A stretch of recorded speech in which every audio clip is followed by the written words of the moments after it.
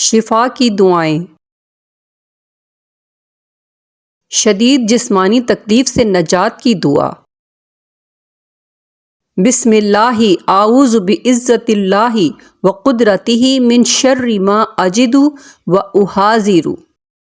اللہ کے نام کے ساتھ میں پناہ لیتا ہوں اللہ کی عزت کی اور اس کی قدرت کی، اس شر کی جو میں پاتا ہوں اور جس سے میں ڈرتا ہوں۔ ہر طرح کی بیماری سے شفا کا دم۔ اسأل اللہ العظیم رب العرش العظیم ان یشفیک۔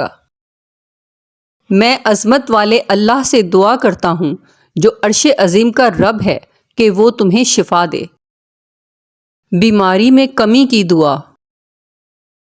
اللہم انقص من المرض ولا تنقص من الاجر۔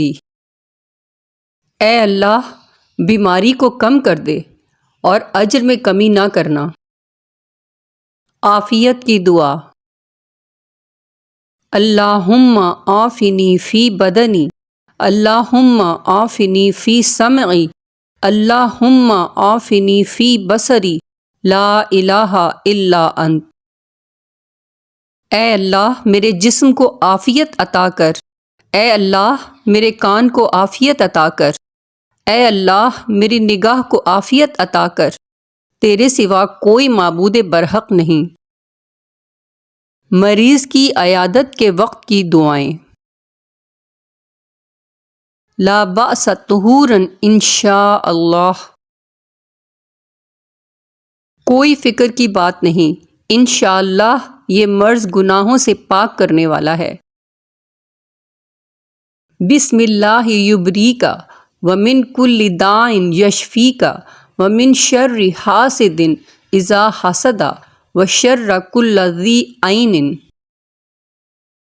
اللہ کے نام کے ساتھ وہ آپ کو تندرست کرے گا اور ہر بیماری سے آپ کو شفا دے گا، اور حاسد کے شر سے جب وہ حسد کرے، اور ہر نظر بد والے کے شر سے۔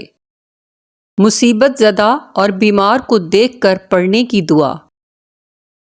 الحمد للہ الذی عافانی مما ابتلاک بہ وفضلنی علی کثیر ممن خلق تفضیلا۔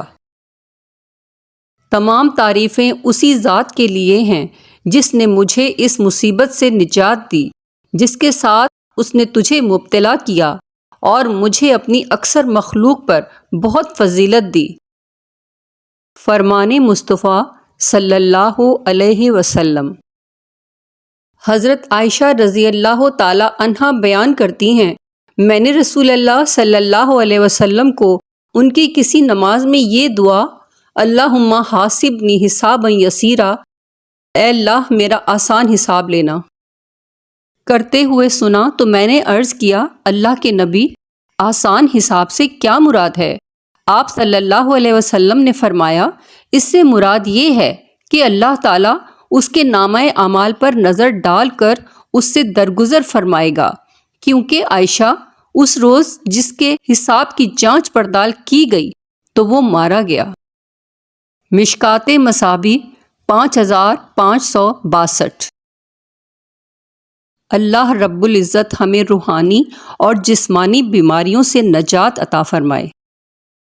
آمین ثم آمین۔ Thank you for watching. Please like, Share. Subscribe.